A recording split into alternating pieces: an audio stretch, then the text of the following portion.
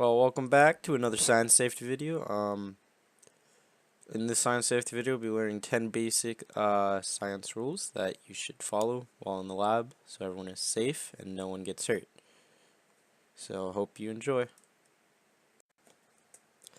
So, first rule is don't let kids play with any of the chemicals or any tools while in the lab, because if something does go wrong, like let's say this little thing right here and it's a poisonous gas, it will not work out well and it could hurt the children in the lab. Another one also is make sure a teacher or someone who is trained in this type of, let's say, field is around so no one also, again, doesn't get hurt and everyone is safe to do the experiment. The next step is make sure all kids follow all instructions while in the lab. So usually when doing a lab experiment, you want to have something written down so that they can follow and no one messes up the experiment. While in the lab, you want to make sure no one is messing around, that everyone is safe. Make sure no one's eating, drinking out of beakers, vases, etc. Make sure no one's playing pranks, using mobile phones, or listening to music. They should be strictly prohibited or someone could get hurt while doing an experiment. Oh. Unused chemicals during lab experiments, usually you'll have more chemicals than what you needed. Usually they will not go back in the original bottle. They must be disposed of as the guidelines of the teacher or the lab assistant or whoever is running said experiment.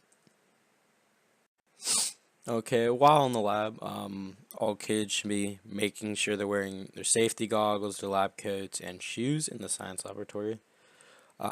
Loose clothes, sandals, and open hairs should be strict no in school science labs, especially since they could get in the way and it could affect really anything. Anything could go wrong because of it. Usually goggles are placed in a little cleaning cabinet that you can usually find right outside the lab area, that they get cleaned almost every time. Aprons are usually hung up somewhere for easy access. So make sure while in your lab zone, lab area, while doing experiments, make sure to check all glassware and anything you're using. Make sure it's not chipped, broken, or destroyed in any way. If you're using something hot, like hot eyebrows, a hot plate, make sure you take time for it to cool down. Allow time to cool down and use tongs or heat protective gloves to pick them up. So, on the last one of the 10 quick facts, you want to make sure if an accident does take place, make sure to go to the closest teacher or lab assistant that is helping out, because they'll know what to do. They'll be able to take you to any of the safety equipment inside the building. Okay, so this part of the segment is all about the safety equipment inside your lab areas. Usually the hand-free eye wash station is usually up front if you're at a normal school. The safety showers, you'll be able to see it's a giant metal thing coming from the top. Usually used only in serious situations.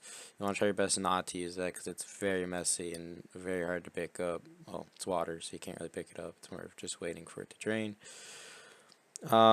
Safety shields with a heavy base, like in my hand, a fire extinguisher for dry chemicals and carbon dioxide. Extinguishers usually are the best. Sand buckets could be used, but not usually in schools. Fire blankets. Yes, that's usually almost everywhere in every laboratory, every science area from like 6th grade or, yeah, like 6th grade up. Fire detection or alarm systems. Well, fire stuff is always in buildings, so the building doesn't burn down with people inside of it.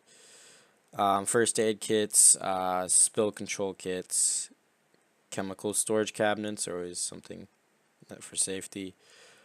Gallon-sized carrying buckets for chemical bottles, laboratory chemical hood, ground fault interrupter electrical outlets, container for broken glass and sharps, material safety data sheets, and emergency action plan for the institution.